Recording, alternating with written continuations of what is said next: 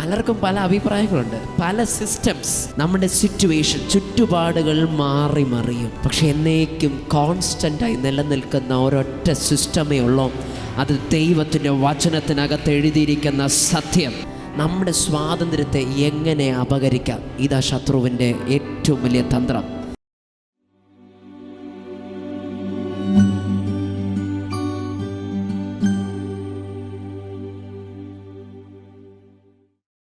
സങ്കീർത്തനങ്ങൾ 118 അതിൻ്റെ 24 വാക്യം ഒരാൾക്കൊന്ന് ശബ്ദമുയർത്തി വായിക്കാം. സങ്കീർത്തനങ്ങൾ 118 അതിൻ്റെ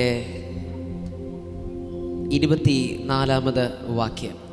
ഇത് യഹോവ ഉണ്ടാക്കിയ ദിവസം, ഇത് യഹോവ ഉണ്ടാക്കിയ ദിവസം, ഇന്ന് നാം സന്തോഷിച്ച് ആനന്ദിക്കുക. ഇന്ന് നാം സന്തോഷിച്ച് ആനന്ദിക്കുക.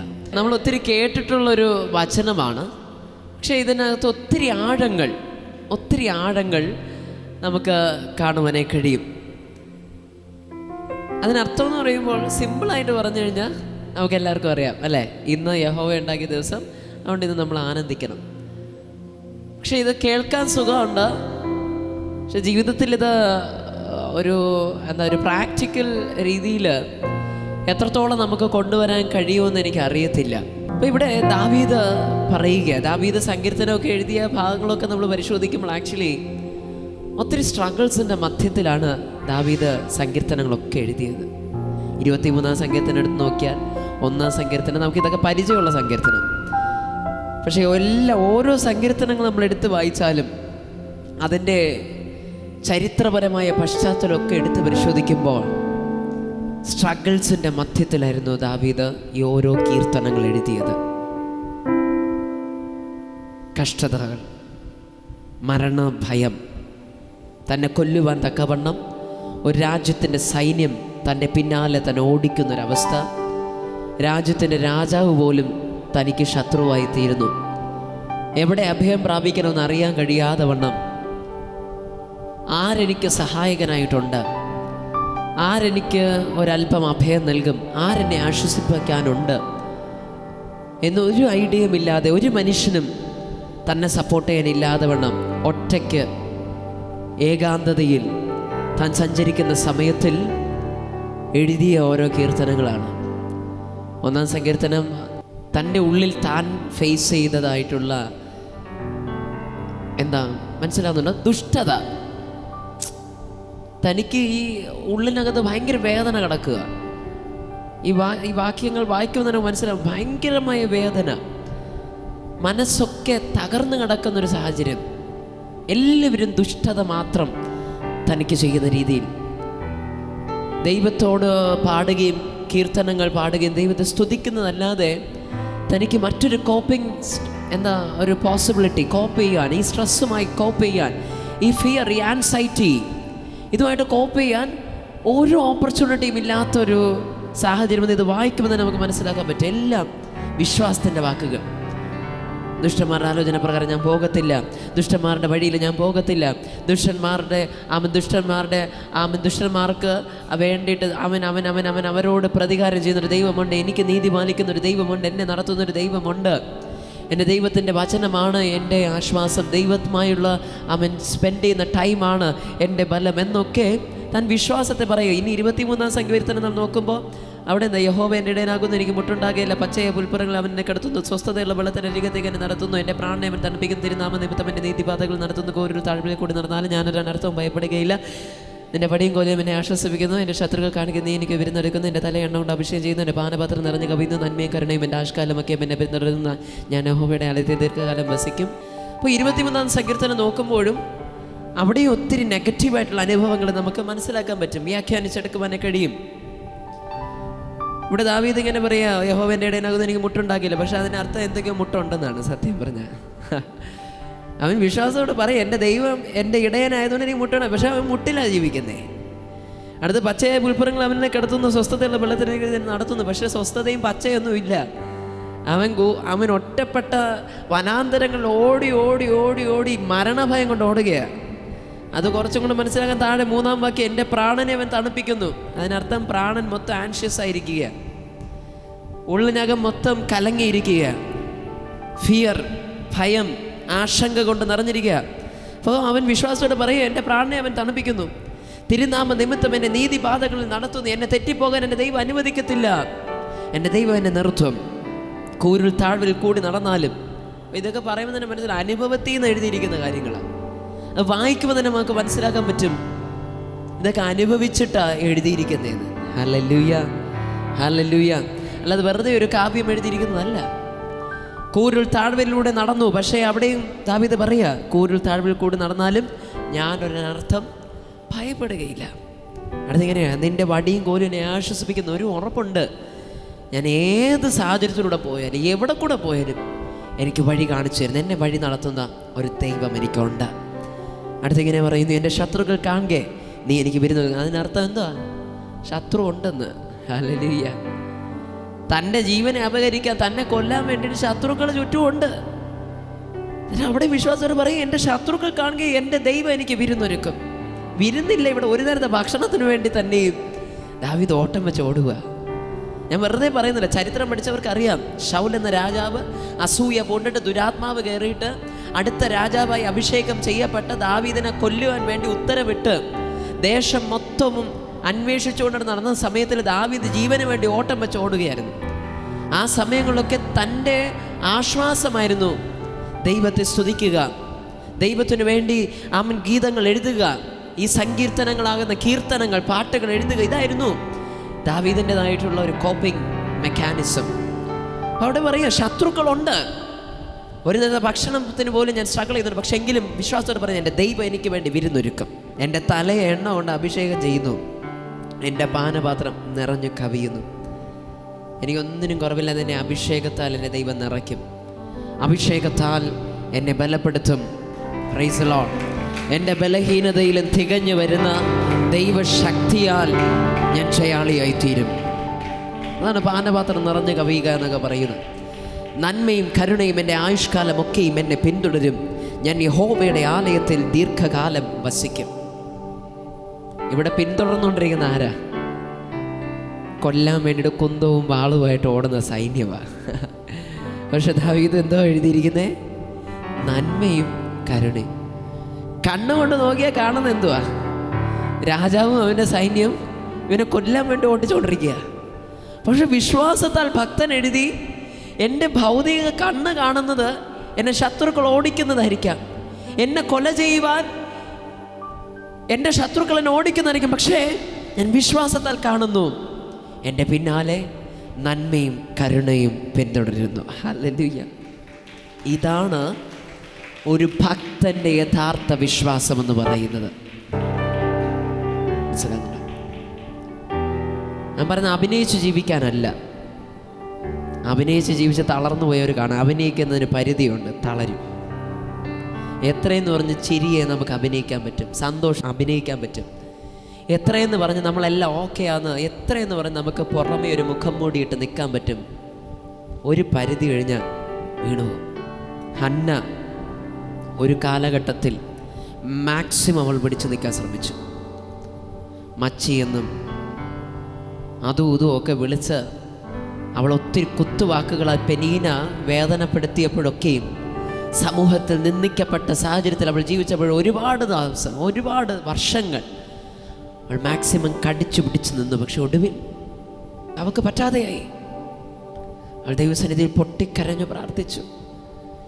വായിൽ നിന്ന് ശബ്ദം പോലും പുറത്തു വരാത്ത ഏങ്ങി ഏങ്ങി ഏങ്ങി ഏങ്ങി ദൈവസന്നിധിയിൽ അവൾ കരഞ്ഞു. മുഖം മൂടിക്കൊരു പരിധിയുണ്ട്, നമ്മൾ പ്രിറ്റൻഡ് ചെയ്യുന്നതിനൊരു പരിധിയുണ്ട്. എല്ലാം ഓക്കെയാ, ഞാൻ ഓക്കെയാ, എല്ലാം ശരിയാന്നൊക്കെ പ്രിറ്റൻഡ് ചെയ്യുന്നതിനൊരു പരിധി ഉണ്ടെന്നേ. ആ പരിധി കഴിഞ്ഞ് കഴിഞ്ഞാൽ നമ്മൾ വീണു, തകർന്നു പോകും, പൊട്ടിക്കരഞ്ഞു പോകും. Price the Lord. Hallelujah, hallelujah. ഇന്ന് ഞാൻ അതുകൊണ്ട് അഭിനയിക്കാനല്ല പഠിപ്പിക്കുന്നത്, ഇത് നമ്മുടെ ലൈഫ് സ്റ്റൈലായി ചേഞ്ച് ആകണം. Price the Lord. ഹല്ലേലൂയ. രാവിലെ എഴുന്നേറ്റ് പല്ല് തേക്കണം, നമ്മുടെ ദൈനംദിന കാര്യങ്ങൾ ചെയ്യുന്നു, കുളിക്കുന്നു, ഡ്രസ്സ് ചെയ്യുന്നു, അല്ലേ? നമ്മൾ വണ്ടി പിടിക്കുന്നു, ജോലിക്ക് പോകുന്നു, അതിനുമുമ്പ് രാവിലെ കഴിക്കാൻ മറന്നുപോയി, കഴിച്ചു, വണ്ടി പിടിച്ചു ജോലിക്ക് പോയി. അത് കഴിഞ്ഞ് ഉച്ചയ്ക്ക് കഴിക്കുന്നു, ഒരല്പം റെസ്റ്റ്, ഇടയ്ക്ക് ബ്രേക്കൊക്കെ ഉണ്ട്. അത് കഴിഞ്ഞ് വീണ്ടും ജോലി, വൈകിട്ട് വരുന്നു, ചായ കുടിക്കുന്നു, കുടുംബ പ്രാർത്ഥന ചെയ്യുന്നു. അത് കഴിഞ്ഞ് കുറച്ചൊരു എൻ്റർടൈൻമെൻറ്റ്, പേഴ്സണൽ ടൈം. അത് കഴിഞ്ഞ് രാത്രി ഭക്ഷണത്തിനായിട്ടിരിക്കുന്നു, ഭക്ഷണം കഴിക്കുന്നു. ഭക്ഷണം കഴിച്ചതിന് ശേഷം പേഴ്സണൽ പ്രയറിലേക്ക് കടന്നു പോകുന്നു. പേഴ്സണൽ പ്രയറിലേക്ക് കടന്നു പോയിട്ട് നമ്മൾ ഉറങ്ങുന്നു. ഇതൊരു നമ്മുടെ ഒരു ലൈഫ് സ്റ്റൈലാണ്. ചിലർ ജിമ്മിൽ പോകും, ചിലർ മ്യൂസിക് ക്ലാസ്സിന് പോകും, ചിലർ സുംബ ക്ലാസ്സിന് പോകും, ചിലർ എയറോബിക്സിന് പോകും, ചിലർ നടക്കാൻ പോകും, ചിലർ സൈക്കിൾ ഓട്ടാൻ പോകും. പല ലൈഫ് സ്റ്റൈല്. ഇതിനെയാണ് ഒരു ലൈഫ് സ്റ്റൈൽ എന്ന് പറയുന്നത്. ഈ ജിമ്മിലൊക്കെ പോകുന്ന ആൾക്കാരായാലും അവരെപ്പോഴും മാക്സിമം മോട്ടിവേറ്റഡ് ആയിട്ടിരിക്കാൻ ശ്രമിക്കും. ഡ്രൈവിങ്ങിനായാലും ഒരു സിസ്റ്റമുണ്ട്. നമ്മൾ ഇടത്തോട്ട് തിരിയുമ്പോൾ കുഞ്ഞ് കാറാണ് ഓട്ടിക്കുന്നതെങ്കിൽ ഈ ലോറി തിരിക്കുന്ന പോലെ തിരിക്കാൻ നിൽക്കരുത്. ആരെങ്കിലും വന്ന് ഇടത്തെ സൈഡിൽ കൂടി ഇടിച്ചോണ്ട് പോകും. മനസ്സിലായോ? പാഠമാണ്, ഇതൊക്കെ പഠിച്ചു വെച്ചോണം. നിങ്ങളൊരു ഓട്ടോയാണ് ഓടിക്കുന്നത്, നടു റോട്ടിൽ കൂടെ ഓടിച്ചോണ്ട് പോരും. നിങ്ങൾ 40 കൂടുതൽ ഓട്ടിക്കൂല, 40 സ്പീഡിൽ കൂടുതൽ ഓട്ടിക്കൂല. ദയവേത് ഒരൽപ്പം ഒതുങ്ങി ഓടിച്ചു കഴിഞ്ഞാൽ ബാക്കിയുള്ളവർക്ക് പോവാം കേട്ടോ. ഈ നടു റോട്ടിൽ കൂടെ ചിലർ സൈഡും തരത്തില്ല. ഞാൻ 30, 40, അതിനപ്പുറം പോവില്ല. നടു റോട്ടിൽ ഇങ്ങനെ നിറഞ്ഞു പോകും. അപ്പോൾ ബാക്കി വരുന്നവർ എന്തെങ്കിലും എമർജൻസി ആയിട്ട് വരുന്നവരായിരിക്കാം. അപ്പോൾ ഇവർക്ക് എന്ത് ചെയ്യും? വീരും വാശിയും കയറുമ്പോൾ ഇവർ നടു റോട്ടിൽ കൂടെ പോകുന്നതുകൊണ്ട് എന്ത് ചെയ്യും? ഇടത്തെ സൈഡിൽ കൂടെ ഓവർടേക്ക് ചെയ്യാൻ വേണ്ടി ശ്രമിക്കും. അപ്പോൾ ഇങ്ങനെയൊക്കെയുള്ള ബുദ്ധിമുട്ട് വരും. അപ്പോൾ ഒതുങ്ങിപ്പോകണം. അതൊരു സിസ്റ്റമാണ്. നമ്മൾ സ്പീഡ് കുറഞ്ഞാണെങ്കിൽ ഒതുങ്ങിപ്പോകണം. എല്ലാത്തിനും ഒരു സിസ്റ്റമുണ്ട്. ആ സിസ്റ്റം ഫോളോ ചെയ്യുമ്പോൾ നമുക്ക് സേഫായിട്ട് യാത്ര ചെയ്യാൻ പറ്റും. ഇതുപോലെ തന്നെ മനുഷ്യ ജീവിതത്തിൽ നാം പരിശോധിക്കുമ്പോഴും ബൈബിൾ അടിസ്ഥാനത്തിൽ ഒരു സിസ്റ്റമുണ്ട്. വചനത്തിനകത്തൊരു സിസ്റ്റമുണ്ട്. ദൈവം സൃഷ്ടിച്ചപ്പോൾ മനുഷ്യന് വെച്ചിരിക്കുന്ന ഓരോ സിസ്റ്റംസ് ഉണ്ട്. പെട്ടെന്ന് പറയാൻ പറ്റുന്ന ഒരു സിസ്റ്റം എന്ന് പറഞ്ഞാൽ 10 കൽപ്പന. ഈ 10 കൽപ്പന എന്തൊക്കെയാ? ഞാനല്ലാതെ മറ്റൊരു ദൈവം ഉണ്ടാകരുത്, അല്ലേ? അന്യ ദൈവങ്ങളുണ്ടാകാൻ പാടില്ല, യഹോവയെ ഞാൻ നിൻ്റെ ദൈവമാകുന്നു, വിഗ്രഹം ആരാധിക്കാൻ പാടില്ല, മോഷ്ടിക്കാൻ പാടില്ല, കള്ളസാക്ഷ്യം പറയാൻ പാടില്ല, വ്യഭിചാരം ചെയ്യാൻ പാടില്ല. പിന്നെ എന്തൊക്കെയാ? മോഹിക്കരുത്. അപ്പോൾ ഇങ്ങനെയുള്ള കാര്യങ്ങളാണ്. എന്തിനാണ് ഇത് വെച്ചിരിക്കുന്നത്? ഒരു സിസ്റ്റം. നമ്മൾ ഈ കൊല ചെയ്യാൻ പാടില്ല എന്ന് അറിയില്ലായിരുന്നെങ്കിൽ നമ്മൾ എന്ത് ചെയ്യുമായിരുന്നു? ഒരു ദേഷ്യം വരുമ്പോൾ ഇവൻ ഭയങ്കര നമുക്ക് സ്വൈര്യത തരുന്നില്ല, അപ്പോൾ ഇവൻ അങ്ങ് തീർത്തണം, തട്ടിക്കളയാം.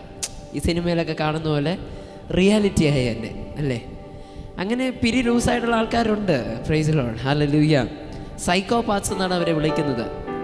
അവർക്ക് മനുഷ്യനായിട്ട് കാണാനോ മനുഷ്യൻ്റെതായിട്ടുള്ള സഹതാപമോ ഇതൊന്നുമില്ല. അവരുടെ കാര്യങ്ങൾ മനസ്സിലാക്കണമെന്നില്ല. മൃഗങ്ങളെ പോലെയാണ് ബാക്കിയുള്ളവരെ ഡീൽ ചെയ്യുന്നത്. ഇപ്പോൾ വചനം നമുക്കൊരു സിസ്റ്റം പറഞ്ഞു, കൊല്ലുന്നത് ശരിയല്ല. നീ ഇന്ന് കൊന്നു കഴിഞ്ഞാൽ നാളെ നിന്നെ ആരും കൊന്നെന്ന് വരും. മനസ്സിലാകുന്നുണ്ടോ? മോഷ്ടിക്കരുത് എന്ന് പറയും. നമ്മളിന്ന് ഒരു പക്ഷേ നമുക്കൊരാവശ്യം കൊണ്ട് വേറൊരാളെന്ന് മോഷ്ടിച്ച് കാണാം. പക്ഷേ അതേപോലെ തന്നെ നേരെ തിരിച്ച് നമ്മളിൽ നിന്ന് എന്തെങ്കിലും മോഷ്ടിക്കപ്പെട്ട് കഴിഞ്ഞാൽ നമുക്കുണ്ടാകുന്ന മാനസിക വേദന ശരിയാണോ അല്ലയോ? ഒരു വേദന ഉണ്ടാകത്തില്ലേ? ഉണ്ടാകും. അപ്പം അതുകൊണ്ടൊരു സിസ്റ്റം എനിക്ക് മോഷ്ടിക്കരുത്. നമ്മൾ മോഷ്ടിക്കുമ്പോൾ നമുക്കൊരു കുറ്റവും തോന്നുന്നു, നമുക്കൊരു ബുദ്ധിമുട്ട് തോന്നിയിരിക്കും. നമ്മൾക്ക് വർധനമായിരിക്കും. 10,000 രൂപ ഞാൻ മോഷ്ടിച്ചാൽ എൻ്റെ ബാങ്കിൽ 10,000 രൂപ കയറി, എൻ്റെ പേഴ്സിനകത്ത് 10,000 രൂപ കയറി. ഞാനൊരു കാറ് മോഷ്ടിച്ച് കഴിഞ്ഞാൽ എൻ്റെ ഗ്യാരേജിനകത്ത് എനിക്കൊരു കാറ് കയറി. നമുക്ക് നഷ്ടമൊന്നും പറയാനില്ല. പക്ഷേ ഇത് നഷ്ടപ്പെടുന്ന വ്യക്തി അനുഭവിക്കുന്ന വേദന. അപ്പോൾ നമ്മുടെ ജീവിതത്തിൽ ഇതുപോലെ വന്നു കഴിഞ്ഞാൽ നമ്മളും വേദന അനുഭവിക്കേണ്ടി വരും. ആകയാൽ ഒരു ബാലൻസ്ഡ് ആയിട്ട് പോകണം. ബാലൻസ് ഉണ്ടാകാൻ വേണ്ടി എന്ന് പറഞ്ഞു? മോഷ്ടിക്കാൻ പാടില്ല, വ്യഭിചാരം ചെയ്യാൻ പാടില്ല, കള്ളസാക്ഷ്യം പറയാൻ പാടില്ല എന്നൊക്കെ ഒരു സിസ്റ്റം വെച്ചിട്ടുണ്ട്. വചനത്തിലുടനീളം നോക്കുമ്പോൾ ഒത്തിരി സിസ്റ്റംസ് നമുക്ക് കാണുവാൻ കഴിയും. ഇതുകൊണ്ടാണ് ദാവീദ് പറയുന്നത്, യഹോവയുടെ ന്യായപ്രമാണത്തിൽ രാപ്പകൽ ധ്യാനിക്കുന്നവൻ ഭാഗ്യവാൻ. ഇംഗ്ലീഷിൽ ബ്ലെസ്സഡ്, അങ്ങനെയുള്ളവർ അനുഗ്രഹിക്കപ്പെട്ട. അതിനർത്ഥം എന്താണെന്നറിയാവോ? വചനം നമ്മൾ പഠിക്കുന്തോറും, വചനം വായിക്കുന്തോറും, വചനം ധ്യാനിക്കുന്തോറും ഈ സിസ്റ്റം നമുക്ക് മനസ്സിലാക്കാൻ പറ്റും. എൻ്റെ കാറിൽ അതിൻ്റെ വൈപ്പറിലൊരു പ്രത്യേക ഒരു സിസ്റ്റമുണ്ട്. ഒരു സ്നോ എന്ന് പറഞ്ഞാൽ അതിൻ്റെ പേര് ഞാൻ മറന്നുപോയി. ക്ലൈമറ്റ് കൺട്രോളിൻ്റെ ഭാഗമായിട്ട് ഈ മഞ്ഞുള്ള സ്ഥലങ്ങളിൽ വർക്ക് ചെയ്യേണ്ടുന്ന രീതിയിലുള്ളൊരു ഓപ്ഷനുണ്ട്. അപ്പോൾ ആ ഓപ്ഷൻ ആക്റ്റീവ് ആക്കി ഇട്ട് കഴിഞ്ഞ് കഴിഞ്ഞാൽ ഈ വൈപ്പർ ഫുള്ള് താഴേക്ക് വരത്തില്ല. വൈപ്പർ ഇങ്ങനെ ഗ്ലാസ്സിന് നടുക്ക് നിൽക്കും. അങ്ങനെ വെക്കുന്നതിന് പിന്നിലെന്ന് പറഞ്ഞാൽ രാത്രിയൊക്കെ വണ്ടി ഒതുക്കിയിട്ട് രാവിലെ എടുക്കുമ്പോൾ ഫുള്ള് താഴെ ഇരുന്ന് കഴിഞ്ഞാൽ ഈ മഞ്ഞ് ഇതിനെ കളയാൻ പറ്റത്തില്ല, അത് സ്റ്റക്കായിരിക്കും. അപ്പോൾ പകുതിയിൽ നിൽക്കുമ്പോഴേക്കും കുറച്ച് മഞ്ഞല്ലേ ഉള്ളൂ, മുകളിലോട്ടും താഴോട്ട്, അപ്പോൾ അതിനെ കളയാൻ പറ്റും. അങ്ങനെ ഒരു സിസ്റ്റം ഉണ്ടായിരുന്നു. ഒരു വർക്ക്ഷോപ്പിൽ കൊടുത്തപ്പോൾ അവരെ ആരോ കൈ തട്ടി സംഭവം ആക്റ്റീവായത്. അപ്പോൾ നമുക്കറിയത്തില്ല. അപ്പോൾ അവർ പറഞ്ഞ എന്താ, ഇത് പരിഹരിക്കാൻ പറ്റത്തില്ല, ഞങ്ങൾ മാക്സിമം നോക്കി ഇതിന് മോട്ടർ മാറ്റിയാലേ പറ്റത്തുള്ളൂ എന്ന്. പ്രൈസിലാണ്. ഞാൻ വേറൊരു വർക്ക്ഷോപ്പിൽ കൊണ്ടുവിടുന്നത്, അവർക്കും ആർക്കും ഒരു പിടിയില്ല. അങ്ങനെ എന്താ ദൈവഭാഗ്യം കൊണ്ട് ഞാൻ ഒരു ദിവസം യൂട്യൂബിൽ ചുമ്മാ എൻ്റെ വണ്ടിയല്ലേ എന്തൊക്കെയാണ് ഫീച്ചർ എന്ന് ചുമ്മാ പഠിക്കാമെന്ന് പറഞ്ഞ് ഇങ്ങനെ ചുമ്മാ സെർച്ച് ചെയ്തപ്പോൾ കുറേ ഷോർട്സ് വന്നു. അങ്ങനെ ഇങ്ങനെ ഓരോ ഷോർട്സ് ഇങ്ങനെ കണ്ടുകൊണ്ടിരുന്നത്. അപ്പോൾ അതിലൊരു ഷോർട്ട് വന്നു, ഈ ഡ്രൈവറിൻ്റെ അടുത്തുള്ള സ്വിച്ചുകളുടെ കൺട്രോളിനെ പറ്റി അതിനകത്ത് ഓരോ ഇൻഫർമേഷൻ പറയുന്നതിനിടയിൽ ഒരു കാര്യം ഇങ്ങനെ പറഞ്ഞു, ഇങ്ങനെ സ്നോ എന്ന് പറഞ്ഞൊരു സംഭവം അത് ഓണായി കേട്ടുകഴിഞ്ഞാൽ എന്ത് ചെയ്യും, ഈ വൈപ്പർ നടുകയും. അറിവില്ലാത്തവൻ എന്ത് പറഞ്ഞു, മോട്ടർ മാറണം. മോട്ടർ മാറ്റണമെങ്കിൽ നല്ല പൈസയാവും അത്, അപ്പോൾ നല്ല കമ്മീഷനും കിട്ടും, മോട്ടർ മാറ്റേണ്ടിയും വരും അല്ലേ, നമ്മുടെ പൈസയും പോകും. അപ്പോൾ സിസ്റ്റമുണ്ട്, അതിനൊരു സിസ്റ്റമുണ്ട്. ആ സിസ്റ്റം അത് ഓഫാക്കി വെക്കണം. അത് ഓഫാക്കി വെച്ചാൽ ശരിയായി വർക്ക് ആവും.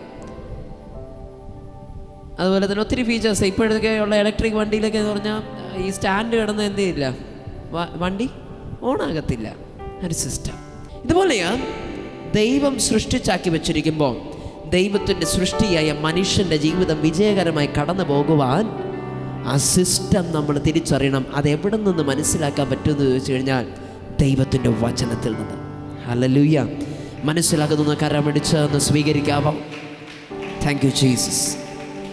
അപ്പോൾ അതുകൊണ്ട് ആ സങ്കീർത്തനക്കാരൻ പറയുന്നത്, ഭാഗ്യം ബ്ലെസ്സഡ് ആകണമെങ്കിൽ, അനുഗ്രഹിക്കപ്പെടണമെങ്കിൽ you should know what is inside the word of God.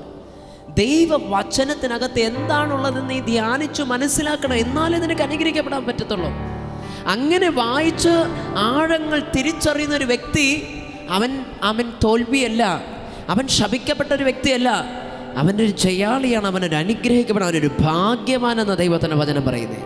Hallelujah, hallelujah. എല്ലാ ചോദ്യങ്ങൾക്കുള്ള ഉത്തരം വചനത്തിനകത്തുണ്ടെന്നേ. എല്ലാ ചോദ്യങ്ങൾക്കുള്ള ഉത്തരവുണ്ട്. പലർക്കും പല അഭിപ്രായങ്ങളുണ്ട്, പല സിസ്റ്റംസ്.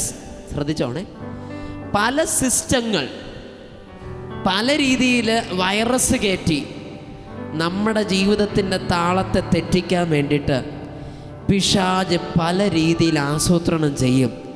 പക്ഷേ വൈറസ് ഇല്ലാത്ത, പ്രൈസ് ദി ലോർഡ്, തകരാറില്ലാത്ത പരിപാവനമായ ശുദ്ധവും സത്യവുമായ സിസ്റ്റം തിരിച്ചറിയണമെങ്കിൽ അതിന് നിങ്ങൾ പോകേണ്ടുന്ന ഒരൊറ്റ ഇടം, അത് ദൈവത്തിൻ്റെ വചനം. Praise God. മനസ്സിലാകുന്നത് കരമടിച്ച് സ്വീകരിക്കുക, കരമടിച്ച് പ്രതികരിക്കുക. Hallelujah, hallelujah, hallelujah, hallelujah. മനുഷ്യൻ്റെ അഭിപ്രായങ്ങൾ മാറി മറിയും. സ്തോത്രം. നമ്മുടെ സിറ്റുവേഷൻ, ചുറ്റുപാടുകൾ മാറി മറിയും. പക്ഷെ എന്നേക്കും കോൺസ്റ്റൻ്റായി നിലനിൽക്കുന്ന ഒരൊറ്റ സിസ്റ്റമേ ഉള്ളൂ, അത് ദൈവത്തിൻ്റെ വചനത്തിനകത്ത് എഴുതിയിരിക്കുന്ന സത്യം.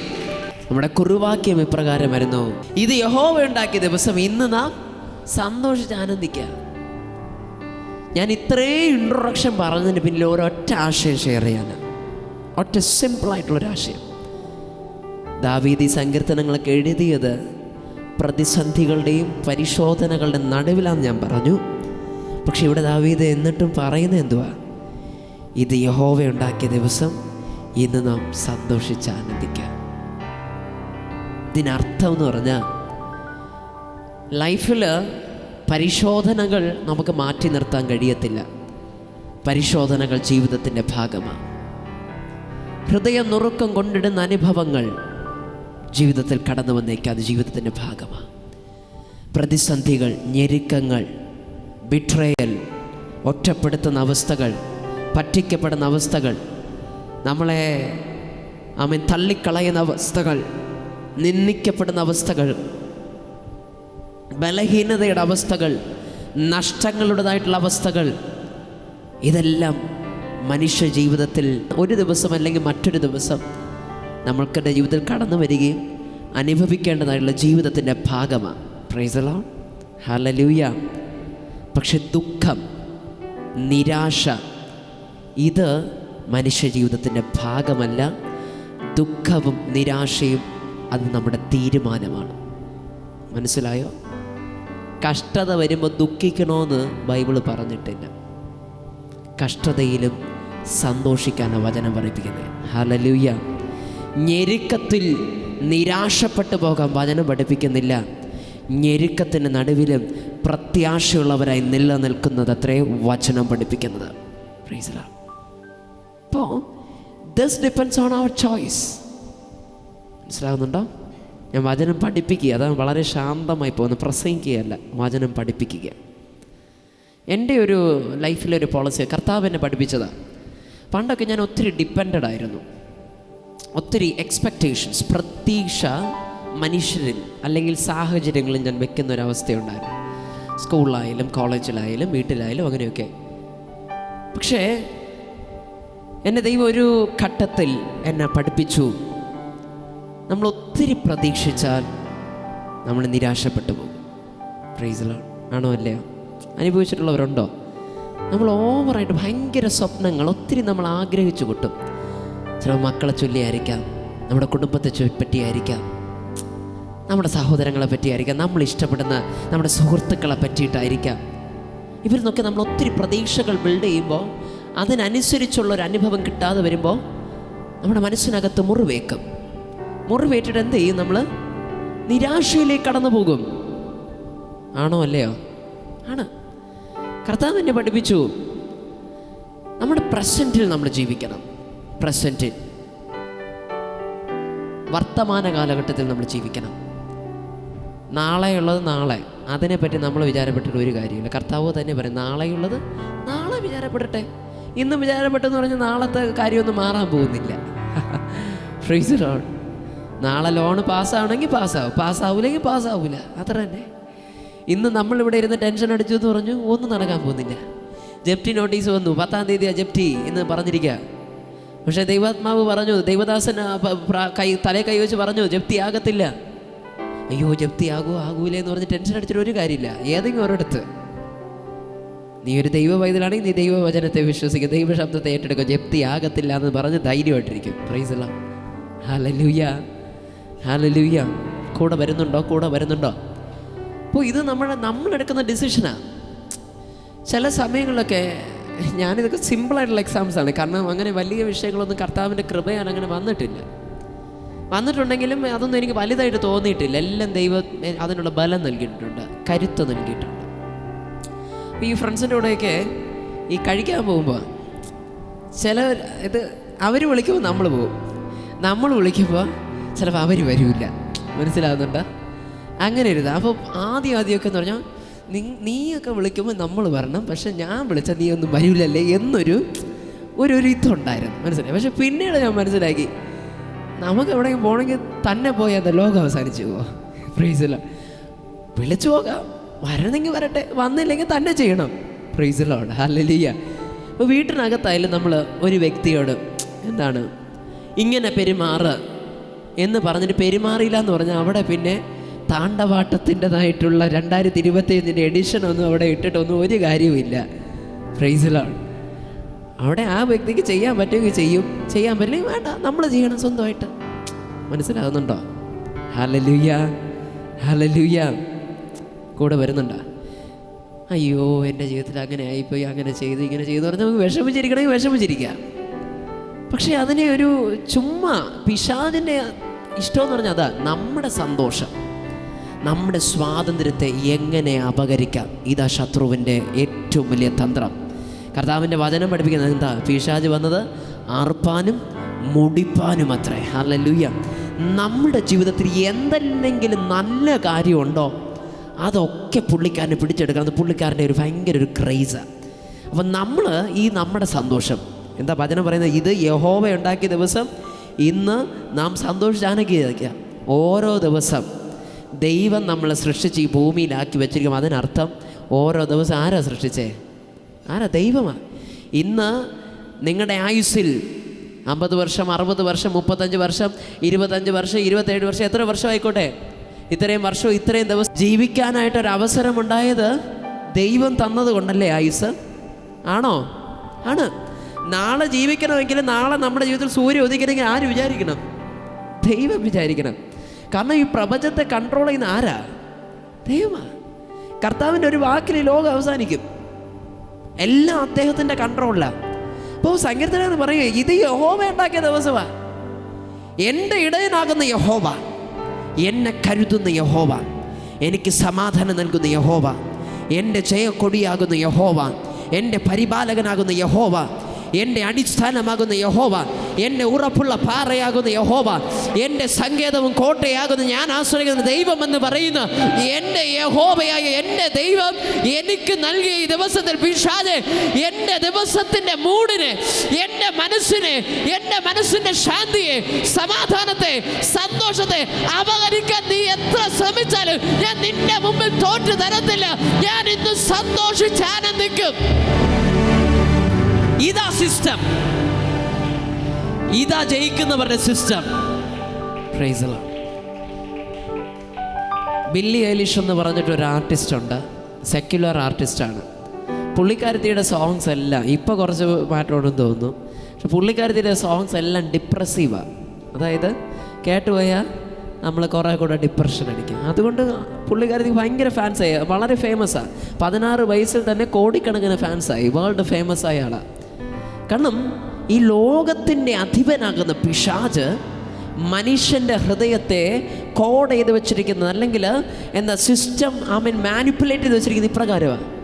നമ്മൾ ദുഃഖിച്ചിരിക്കുക, ദുഃഖത്തിൽ സന്തോഷം കണ്ടെത്തണം, നിരാശയിൽ തൃപ്തി കണ്ടെത്തണം. ചിലർക്ക് അത് ഭയങ്കര ഇഷ്ടമാണ്. ഇങ്ങനെ വെറുതെ ഇരുന്ന് ഇങ്ങനെ ചിന്തിച്ചുകൊണ്ടിരിക്കുന്നത് ഭയങ്കര എന്തോ ഒരു ഇഷ്ടം പോലെ, കരയുന്നത് ഭയങ്കര ഇഷ്ടമാണ്, ഇങ്ങനെ ഒരു മൂകതയിലിരിക്കുന്നത് ഭയങ്കര ഇഷ്ടമാണ്, സന്തോഷിക്കുന്നത് അവർക്ക് ഇഷ്ടമേ ഇല്ല. പിശാചിൻ്റെ വൈറസ് എവിടേക്ക് കയറി പറ്റിയിട്ടുണ്ട്. ഹല്ലേലൂയ. ഏതൊക്കെയോ ട്രോജൻ കയറിയിട്ടുണ്ട്. ആ വൈറസിനെ ട്രോജനെയൊക്കെ പുറത്താക്കിക്കോണം. അവൻ ദുഃഖിച്ച് നിരാശപ്പെട്ടിരിക്കാനല്ല കർത്താവിൻ്റെ വചനം പഠിപ്പിക്കുന്നത്. നീ കാരാഗ്രഹത്തിനകത്ത് അടയ്ക്കപ്പെട്ടാൽ, അവിടെ ചങ്ങലകളാൽ ബന്ധിക്കപ്പെട്ടിരുന്നാൽ, അവിടെ നീ ദൈവത്തെ അവൻ പൂർണ്ണ ഹൃദയത്തോടെ ആരാധിക്കുന്ന ഒരു വ്യക്തിയാണോ, അവിടെയാണ് നീ യഥാർത്ഥത്തിൽ ദൈവത്തിൻ്റെ ഒരു പൈതലായി, ഒരു ജയാളിയായി തീരുന്നത്. നാം ആരാധിക്കുന്ന ദൈവത്തിനൊരു പ്രത്യേകതയുണ്ട്. കല്ലറകൾക്ക് അവനെ അടയ്ക്കാൻ പറ്റിയില്ല, ക്രൂശിന് അവനെ ഒതുക്കാൻ കഴിഞ്ഞില്ല, സമൂഹത്തിൻ്റെതായിട്ടുള്ള പരിഹാസങ്ങൾക്ക് യേശുവിനെ ഒതുക്കാൻ കഴിഞ്ഞിട്ടില്ല. ആ യേശുവിൻ്റെ രക്തത്താൽ നമ്മെ ഓരോരുത്തരെയും വീണ്ടെടുത്തിരിക്കുമ്പോൾ ആ യേശുവിൻ്റെ രക്തത്തിലുള്ള DNA മക്കളാകുന്ന നമ്മിലെയും ഉണ്ട്. പരിഹാസങ്ങൾക്ക് നമ്മെ ഒതുക്കാൻ പറ്റത്തില്ല. നിനക്കെതിരായി എഴുതി പിടിപ്പിക്കുന്ന കഥകൾക്ക് നിന്നെ ഒതുക്കാൻ പറ്റത്തില്ല. നിന്റെ ജീവിതത്തിൻ്റെ സന്തോഷത്തെ അപഹരിക്കാൻ പറ്റത്തില്ല. Price the Lord. നിന്നെ അപകടിപ്പിക്കുന്ന രീതിയിൽ പിശാച് കോർത്തുണ്ടാക്കിയിരിക്കുന്ന പദ്ധതികൾക്ക് നിന്റെ ജീവിതത്തെ തകർത്താൻ പറ്റത്തില്ല. Price the Lord, price the Lord, price the Lord. Hallelujah, hallelujah, hallelujah, hallelujah. Thank you Jesus, thank you Jesus, thank you Jesus, thank you Jesus. പല രീതിയിൽ പൗലോസിനെയും ശീലാസിനെ ഒതുക്കാൻ വേണ്ടി പിശാച് ശ്രമിച്ചു. പീഡന കേസിനകത്ത് വരെ കൊണ്ടിട്ടിട്ട് അവരെ ഒതുക്കാൻ ശ്രമിച്ചു, കാരാഗ്രഹത്തിനകത്ത്. യോസഫിനെ പല രീതിയിൽ പിശാച് ഒതുക്കാൻ ശ്രമിച്ചു. തൻ്റെ സ്വന്തം സഹോദരന്മാർ പോലും തനിക്കെതിരായി തിരിഞ്ഞ്. പക്ഷേ മനസ്സിലാക്കണോ, ഈ 3 ആൾക്കാരും ഭക്തന്മാരായിരുന്നു. യോസഫ് ദൈവത്തെ ആരാധിക്കുന്നവനായിരുന്നു, പൗലോസും ശീലാസും ദൈവത്തെ ആരാധിക്കുന്നവനായിരുന്നു. അതുകൊണ്ട് തന്നെ ഇവരുടെ മാനനഷ്ടം വരുത്തുന്ന രീതിയിൽ ഇവർക്കെതിരായി ഉണ്ടാക്കിയ കഥകൾക്കൊന്നും ഇവരുടെ മേലുണ്ടായിരുന്ന വാഗ്ദത്തത്തെ പിടിച്ചു വെക്കാൻ പറ്റിയില്ല. ഇവരുടെ ഭാവിയെ കൺട്രോൾ ചെയ്യാൻ പറ്റിയില്ല. യോസഫ് ഒരു മന്ത്രിയായെങ്കിൽ, പൗലോസും ശീലാസും കാരാഗ്രഹത്തു നിന്ന് പുഷ്പം പോലെ പുറത്ത് വന്നെങ്കിൽ, ഇന്ന് രാത്രിയിൽ, ഇന്ന് പകൽക്കാലം ആരോടൊക്കെ പരിശുദ്ധാത്മ പറയുക, നിനക്കെതിരെ പല ശത്രുക്കൾ, പല വെല്ലുവിളികൾ, പല പോരാട്ടങ്ങൾ നിനക്കെതിരായി ആസൂത്രണം ചെയ്യും. പക്ഷെ നീ ദൈവ പൈതലാകയാൽ, നീ ഒരു ദൈവത്തിന്റെ മകനാകയാൽ, നീ ദൈവത്തിന്റെ മകളെയാകയാൽ നിന്റെ പടകം മുങ്ങത്തില്ല, നിന്റെ ഭവനം ഒഴുകി പോകത്തില്ല, നീ നിലനിൽക്കും. മനസ്സിലാകുന്നു? ഏറ്റെടുക്കുന്നത് കരമടിച്ച് ഏറ്റെടുക്കുക, കരമടിച്ച് ഏറ്റെടുക്കുക. നിരാശ കൊണ്ടിടാൻ ശ്രമിക്കുമ്പോൾ പിശാചിനോട് പറയണം, പിശാചേ, I am busy right now. ഞാനിപ്പോ ബിസിയാ, എനിക്ക് നിരാശപ്പെട്ടിരിക്കാൻ സമയമില്ല, എനിക്ക് കരഞ്ഞിരിക്കാൻ സമയമില്ല, ദുഃഖിച്ചിരിക്കാൻ എനിക്ക് സമയമില്ല. ഇത് ഞാൻ ദൈവസന്നിധിയിൽ ആനന്ദിച്ച് സന്തോഷിക്കുന്ന, സ്തുതിക്കുന്ന എന്റെ ദൈവത്തിന്റെ സന്നിധിയിൽ ഞാൻ മുഴങ്കാൽ മടക്കി പ്രത്യാശയോടെ പ്രാർത്ഥിക്കുവാനുള്ള സമയം. പറയാൻ പറ്റണം. നിരാശ കൊണ്ടിടാൻ ശ്രമിക്കും, നീ ദൈവസന്നിധിയിൽ പ്രാർത്ഥിക്കുക. Price the Lord. നിന്നെ എപ്പോഴും കിടത്തിക്കളെ എപ്പോഴും ഉറങ്ങിയാൽ മതി. വീട്ടിനകത്ത് അവൻ അടഞ്ഞുകൂടി ഇരുന്നാൽ മതി. ആ സമയത്തിൽ നീ ദൈവസന്നിധിയിൽ പ്രാർത്ഥിച്ചു നോക്ക, നീ വചനം ധ്യാനിച്ചു നോക്ക. ശപിക്കപ്പെട്ട ജീവിതം അനുഗ്രഹിക്കപ്പെട്ടതായി തീരും. ഹല്ലേലൂയ. അന്ധത നിറഞ്ഞത് ദൈവവചനമാകുന്ന ദീപത്താൽ, ദൈവവചനമാകുന്ന പ്രകാശത്താൽ നിന്റെ ശരീരത്തില്, നിന്റെ മനസ്സില്, നിന്റെ ജീവിതത്തിനകത്തേക്ക് ആ ദൈവ പ്രകാശം നിനക്ക് കാണുവാനേ കഴിയും. Price the Lord. ഇതാ ദൈവമക്കൾക്ക് വെച്ചിരിക്കുന്ന സിസ്റ്റം. ആമേൻ. പ്രതിസന്ധികൾ ആമേൻ താളത്തിനൊത്ത് തുള്ളരുത്. ആമേൻ. ഹല്ലേലൂയ. രോഗം വന്നെന്ന് വരാം, ഐസിയുവിനകത്ത് വരെ പോയെന്ന് വരാം. അവിടെ ഒന്നും പതറിപ്പോവല്ല. മെഡിക്കൽ കോളേജ് വരെ പോകേണ്ടി വന്നെന്ന് വരാം. പതറരുത് കേട്ടോ. Price the Lord. പല കോടതിയുടെ മുറ്റത്ത് പോയി നിൽക്കേണ്ടി വന്നെന്ന് വരാം. ഒരു വിധിക്ക് വേണ്ടിയിട്ട് അവൻ കാത്തു നിന്റെ ഭവനത്തിൽ നിനക്ക് ഇരിക്കേണ്ടി വന്നെന്ന് വരാം. പക്ഷേ എങ്കിൽ അവിടെ നീ പതറരുത്, തളരരുത്. നീ യഹോവയിൽ ആനന്ദിക്കണം. കാരണം ഈ ആയുസ്, അവൻ നിന്റെ ജീവിതത്തിൽ നീ കണ്ട ഈ സൂര്യോദയ, ഇന്ന് നീ കണ്ട ഈ ദിവസം, അത് ദൈവം നിനക്ക് ദാനമായി നൽകിയത്. ഒരു ജയാളിയായി ജീവിക്കുവാൻ, സന്തോഷിക്കുവാൻ, ആനന്ദിക്കുവാൻ, ദൈവത്തിൽ തൃപ്തി കണ്ടെത്തുവാൻ.